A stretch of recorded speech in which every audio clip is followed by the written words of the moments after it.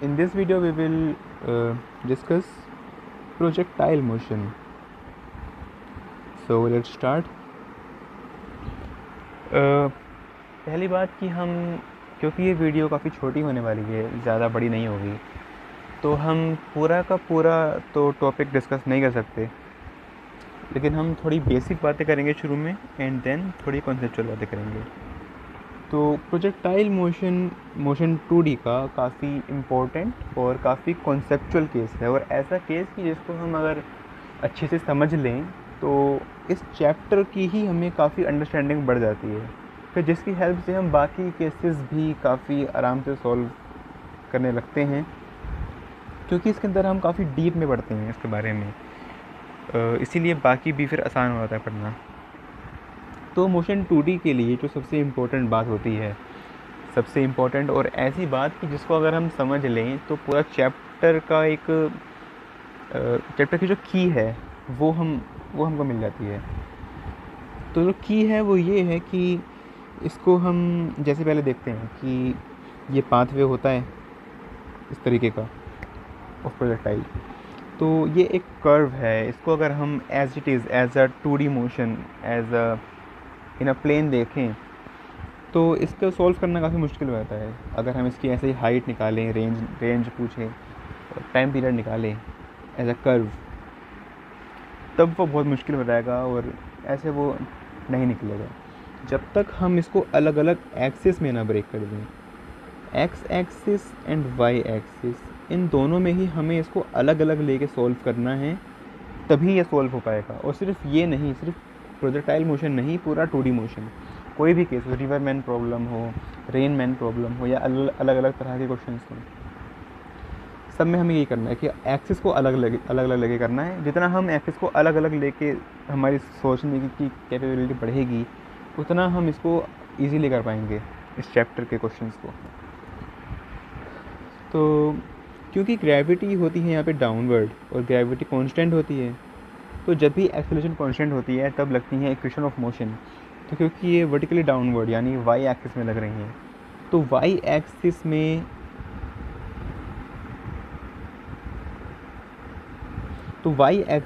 में लग रही है ग्रेविटी जो कि कांस्टेंट है, तो इसलिए यहाँ पे लगेंगी equation of motion v equals to u plus a t, s equals to u t plus half x square वगैरह। तो यहाँ लगेंगी इक्वेशन ऑफ मोशन, और एक्स एक्सिस एक यूनिफॉर्म मोशन है।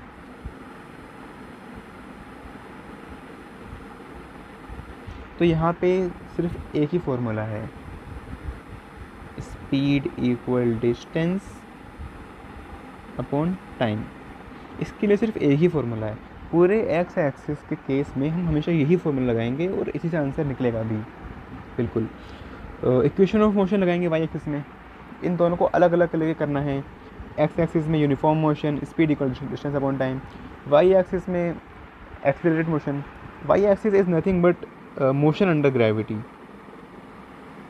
Motion under gravity. तो जो इक्वेशंस वहाँ लगती थी मोशन अंडर ग्रेविटी में, वाई एक्सिस में भी सिर्फ वही लगेंगी पूरी की पूरी। ओके, तो बेसिक क्वेश्चंस तो ऐसे ही सॉल्व करेंगे। Now x axis and Y axis are independent. हाँ, वही बात मैंने कही ना कि एक्स को अलग करना है, वाई को अलग करना है, ये अलग अलग ही होंगे, इनका आपस में कुछ लेना देना नहीं है, ये सेपरेट ही होते हैं। बट क्या इनके अंदर कुछ भी कॉमन नहीं है? कॉमन है। इनमें सिर्फ एक फैक्टर कॉमन है, that is time. Time in दोनों के लिए कॉमन होता है।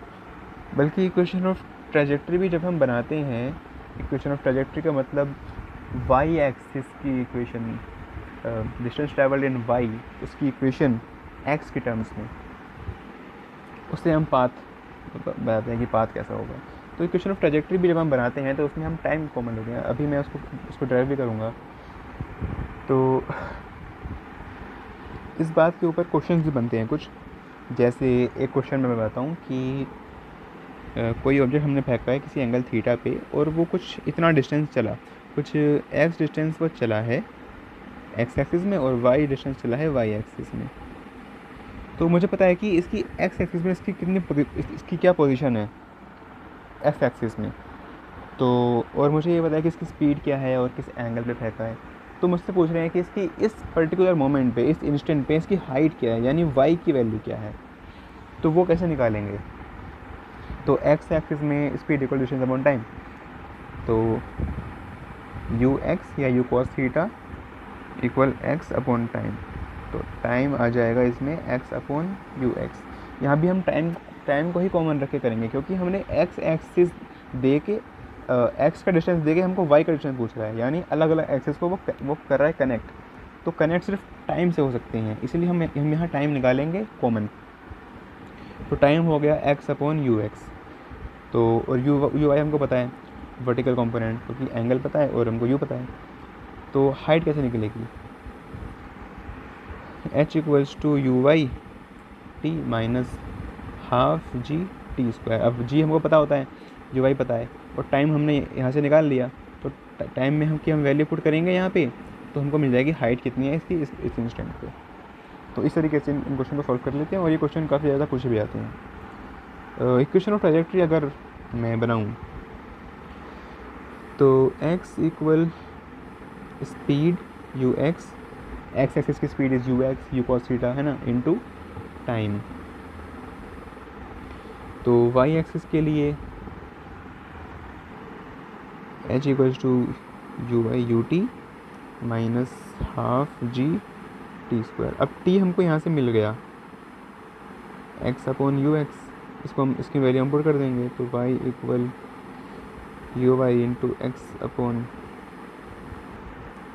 यू एक्स माइनस हाफ जी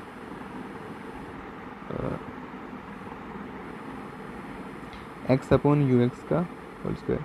इसको हम जब u into sine theta into x upon u cos theta, तो u से u कट जाएगा और ये बन जाएगा x tan theta minus the half g x upon u cos square theta u square theta. तो ये इक्वेशन थी, ठीक है।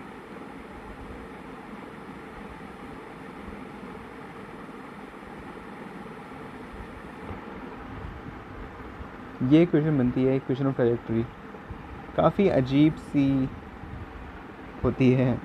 तो इससे हमको ये पता चलता है कि y is directly proportional to x square. इसका मतलब दिस पाथवे इज़ पैराबोलिक। बस। Now height and time are properties of y axis.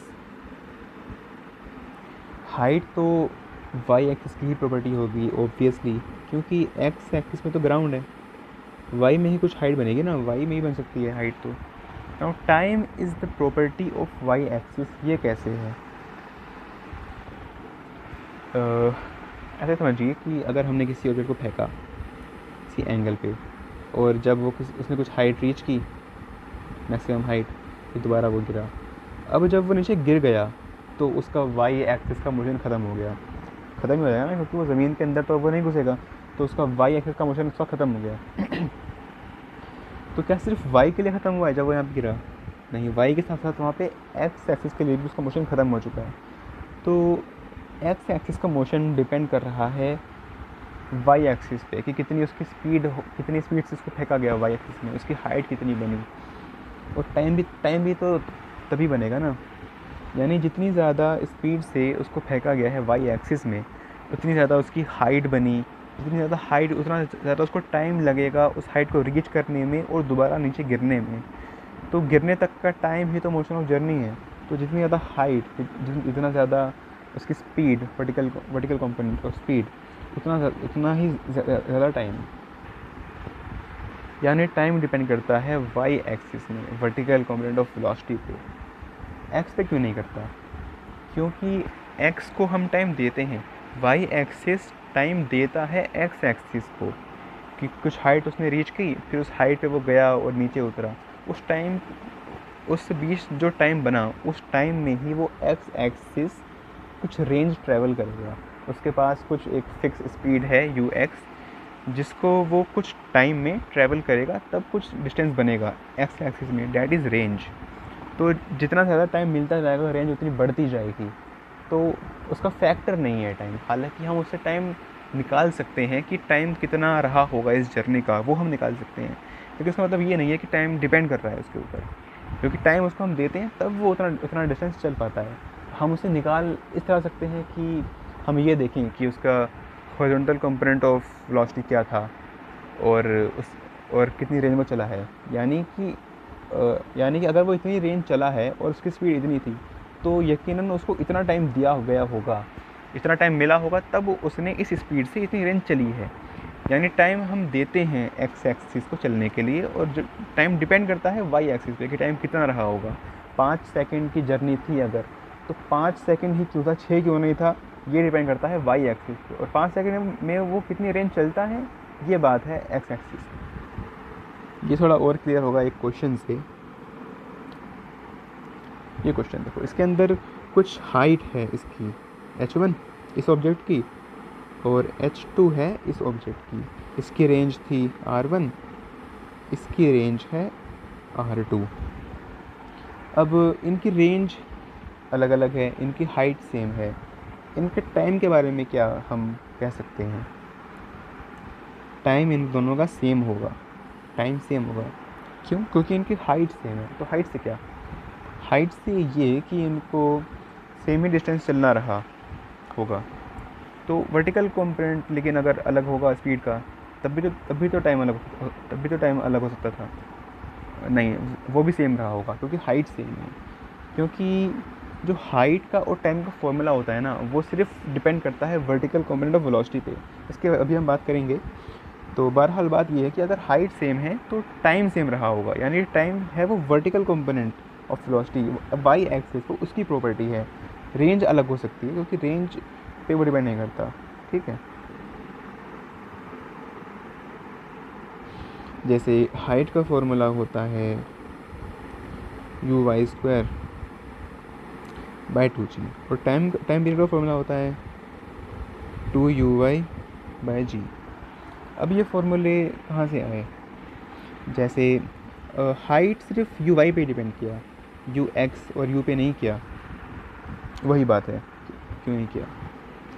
और ये जो फॉर्मूले हैं ये मोशन अंडर ग्रेविटी वाले हैं, क्योंकि वाई एक्सिस की बात हो रही है ना। तो y axis is just motion under gravity वाला केस, कि किसी ऑब्जेक्ट को ऊपर फेंका किसी स्पीड से, फिर वो नीचे गिर गया। X axis is just uniform motion और मोशन अंडर ग्रेविटी, इन दोनों को ही जब सुपर इम्पोज करेंगे तो ये पाथ बनेगा पैराबोलिक प्रोजेक्टाइल मोशन वाला। तो बात हो रही है वाई एक्सिस की, तो it's just motion under gravity. इसीलिए जो फार्मूला है हाइट के और टाइम के, ये भी मोशन अंडर ग्रेविटी वाले ही फार्मूला हैं जो बनते हैं ना। Formula h = u²/2g। Time period का फॉर्मूला बनता है 2u/g। यहाँ पे बस u ना रख के u/y रखा है, क्योंकि सिर्फ ये वर्टिकल कंपोनेंट पर डिपेंड करता है। अब ऐसे ही रिवर मैन वाली होती हैं प्रॉब्लम्स, उसके अंदर भी जो टाइम डिपेंड करता है वो मैन की वेलोसिटी पर डिपेंड करता है। क्योंकि जिस वेलोसिटी से मैन ट्रैवल करेगा, जितनी ज़्यादा मैन की वेलोसिटी होगी उतनी जल्दी उसकी जर्नी कंप्लीट हो जाएगी। जितनी जल्दी जर्नी कंप्लीट होगी उतना उसका टाइम कम होगा। अब टाइम जितना कम होगा तो रिवर भी उसको कम डिस्टेंस तक उसको ड्रिफ्ट कर पाएगा, उसका डिस्प्लेस भी वो कम कर पाएगा अगर टाइम कम है तो रिवर ने उसको कितना डिस्प्लेस किया ये भी डिपेंड करता है कि टाइम कितना मिला उसको। और टाइम कौन देगा? टाइम देगा मैन की वेलोसिटी कम है तो टाइम ज़्यादा हो जाएगा, मैन की वेलोसिटी ज़्यादा है तो टाइम कम हो जाएगा। ये बात है। तो फार्मूला में भी काफ़ी कन्फ्यूज़न हो जाती है अक्सर लोगों को। शायद अब फार्मूला में भी कन्फ्यूज़न नहीं होगी, याद रहेंगे आई होप। अब ये क्वेश्चन है, इससे थोड़ा और आएगी clarity. A stone of mass m is thrown vertically upward. Another stone of mass 2m is thrown at an angle theta with vertical. अब पहली बात तो काइनेमेटिक्स में कभी भी मास से फ़र्क नहीं पड़ता है। मास चाहे जो भी हो उससे फ़र्क नहीं पड़ेगा, क्योंकि फॉर एग्ज़ाम्पल अगर हम किसी हाइट से दो अलग अलग मास को फेंकें, उनको ड्रॉप करें, तो just before reaching the ground उनकी जो स्पीड होगी वो भी सेम होगी, और जो टाइम उनको लगा होगा ग्राउंड रीच करने में वो भी सेम होगा, यानी मास से तो कुछ फ़र्क पड़ता ही नहीं है। अब एक को फेंका है वर्टिकली अपवर्ड और एक को फेंका है एंगल थीटा पे, both of them stage in air for same period of time. अब ये बात मुद्दे की थी जिससे आंसर आएगा, both of them stay in air for same period of time. इनका जो टाइम था वो सेम था, तो हाइट का मुझे बताना है रेशियो, दोनों की हाइट का रेशियो क्या था। अब जैसे मैंने अभी कहा कि इनका टाइम का फॉर्मूला क्या होता है, टाइम का फॉर्मूला होता है 2u/g। अगर इन दोनों का टाइम सेम है, t1 बराबर t2 है, तो टाइम का फॉर्मूला डिपेंड करता है सिर्फ वर्टिकल कंपोनेंट ऑफ वेलोसिटी पे, क्योंकि ग्रेविटी तो कांस्टेंट है। अब क्योंकि टाइम पीरियड सेम था, तो वर्टिकल कंपोनेंट ऑफ वेलोसिटी भी इनका लाजिमन सेम ही रहा होगा। अब अगर ये सेम है तो हाइट भी इनकी सेम होगी, बिकॉज हाइट भी सिर्फ इसी पे डिपेंड करती है। अब वर्टिकल कंपोनेंट ऑफ वेलोसिटी भी सेम है तो इनकी हाइट भी बिल्कुल सेम ही होगी, h1 बराबर h2, और h1/h2 का जो रेशियो होगा वो 1 होगा, 1:1। तो इसका मतलब ये हुआ कि vertical component of velocity, maximum height और टाइम पीरियड, इन तीनों में से किसी भी दो ऑब्जेक्ट के लिए अगर इन तीनों में से कोई भी एक फैक्टर भी दोनों के लिए सेम हो जाएगा तो बाकी दोनों फैक्टर भी ऑटोमेटिकली सेम ही हो जाएंगे। अगर किसी के लिए हाइट सेम है तो उसका टाइम पीरियड भी सेम होगा दोनों के लिए, वर्टिकल कंपोनेंट ऑफ वेलोसिटी भी दोनों के लिए सेम होगा। Now range. तो पहली बात, रेंज क्या है? Range is the distance travelled in X axis. तो जैसे कि मैंने कहा था कि एक्स एक्सिस में सिर्फ एक ही फॉर्मूला है, speed equal distance upon time. तो डिस्टेंस कितना हो जाएगा, डिस्टेंस बराबर speed into time. What is the distance in X axis? Range ही तो है डिस्टेंस इन एक्स एक्सिस। और स्पीड क्या है इन एक्स एक्सिस? वो है यू एक्स या U cos theta into time. तो टाइम तो दोनों के लिए कॉमन ही होता है ना, एक्स एंड वाई में भी। तो टाइम का फॉर्मूला क्या था, 2u/g। अब यहाँ भी यू वाई ही रहेगा क्योंकि वैल्यू तो सेम ही है ना टाइम की। तो यू एक्स इंटू 2u/g, यानी जो रेंज का फॉर्मूला बना वो बना 2u/g। अब यहाँ रेंज क्योंकि एक्स एक्सिस की प्रॉपर्टी है, फिर भी उसके फॉर्मूला के अंदर यू एक्स भी है और यू वाई भी है। ये क्यों? क्योंकि यू वाई बता रहा है टाइम को, time is the factor of y axis, vertical component of velocity. तो टाइम के लिए ये यहाँ पे आया है इसीलिए, वरना ये रेंज तो सिर्फ एक्स एक्सिस का है ना, फिर भी इसके अंदर एक्स और वाई दोनों आ रहे हैं।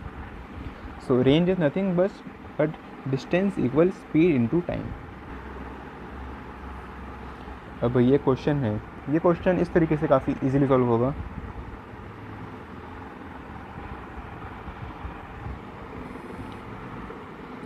If range is given and we have to calculate the time period of the journey, अगर हमको रेंज दे रखी है और हमसे टाइम पीरियड पूछा जा रहा है, तो रेंज क्या होती है, यू एक्स इंटू टाइम।